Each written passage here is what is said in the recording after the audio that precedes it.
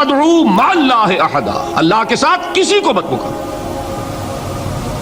حضور نے فرمایا کہ جوتی کا تسمہ بھی مانگنا ہو تو اللہ سے مانگو۔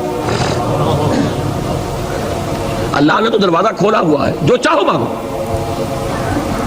کسی اور سے مت مانگو۔ دیکھیے ایک علمی مسئلے اور ہوتے ہیں۔ عبادت کی ایک روح بتائی حضور نے، لب لباب کہیے اس کا، وہ کیا ہے؟ دعا۔ الدعاء مخ العبادہ، الدعاء هو العبادہ۔ حضور کی یہ دو احادیث بہت سادہ، بہت مختصر۔ دعا ہی عبادت کا جوہر ہے۔ مخ کہتے ہیں ہڈی کے اندر جو گودا ہوتا ہے وہ مخ ہے۔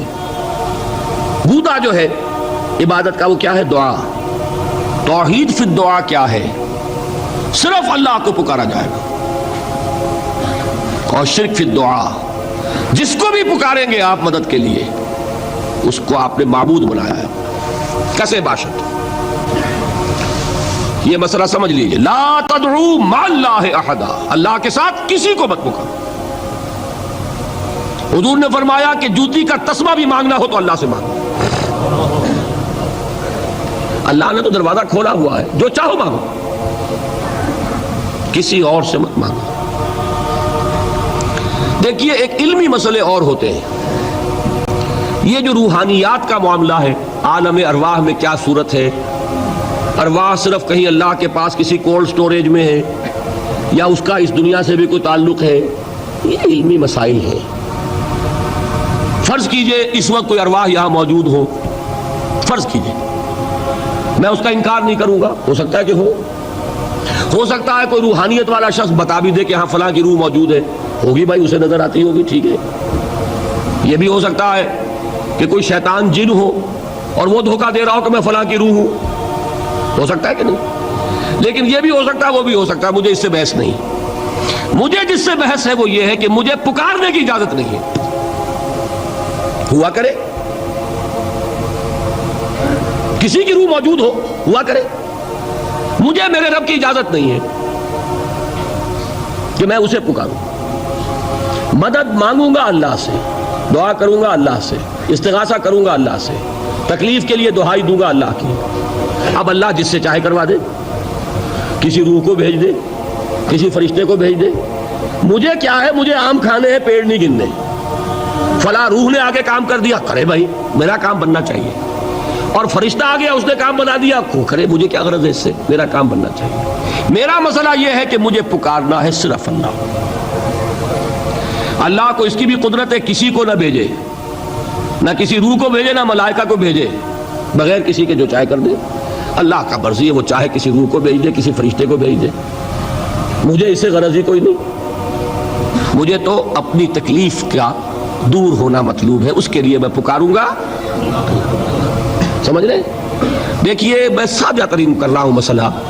عبد القادر جیلانی کی روح یہاں ہے یا نہیں، حضور کی روح انور یہاں ہے یا نہیں، یہ تو علمی مسئلہ ہو گیا نا۔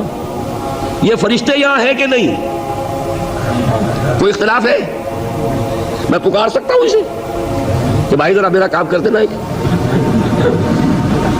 یہ کروں گا تو شرک۔ موجود ہیں کرامن کاتبین ہے کہ نہیں؟ موجود ہونا نہ ہونا یہ مسئلہ علمی۔ جو اصل میں شرک سے متعلق مسئلہ ہے وہ یہ ہے کہ پکارنے کی اجازت نہیں۔ دیکھیے حضور کی ایک حدیث ہے، اور یہ ایک ہمارے لیے خوشخبری ہے۔ آج 8واں دن ہے، آپ اپنی نیند کی قربانی دے رہے ہیں، آ رہے ہیں، سن رہے ہیں۔ یہ حدیث بھی سن لیجئے، بشارت والی حدیث ہے۔ مجتمع قوم فی بیت من بیوت اللہ، نہیں جمع ہوتے کچھ لوگ اللہ کے گھروں میں سے کسی گھر میں۔ اس کا مصداق اول تو مسجد ہوگی، لیکن تقریباً تمام محدثین نے مانا ہے کہ صرف مسجد تک محدود نہیں ہے، سب گھر اللہ کے ہیں۔ یہ جگہ کس کی ہے؟ تو عام ہے یہ چیز، لیکن مسجد کا ہوگا تو وہ مصداق اول ہو جائے گا۔ مجتمع قوم فی بیت من بیوت اللہ یتلون کتاب اللہ ویتدارسونہ بینہم، کام کیا کر رہے ہوں کہ اللہ کی کتاب پڑھ رہے ہوں، وہ سمجھ رہے ہوں، سمجھا رہے ہوں، تو کیا ہوتا ہے؟ الا نزلت علیہم السکینہ، ان پر اللہ کی طرف سے سکینت کا نزول ہوتا ہے۔ وغشیتہم الرحمہ، رحمت خداوندی انہیں ڈھانپ لیتی ہے. وحفتہم الملائکہ، فرشتے ان کے گرد گھیرا ڈال لیتے.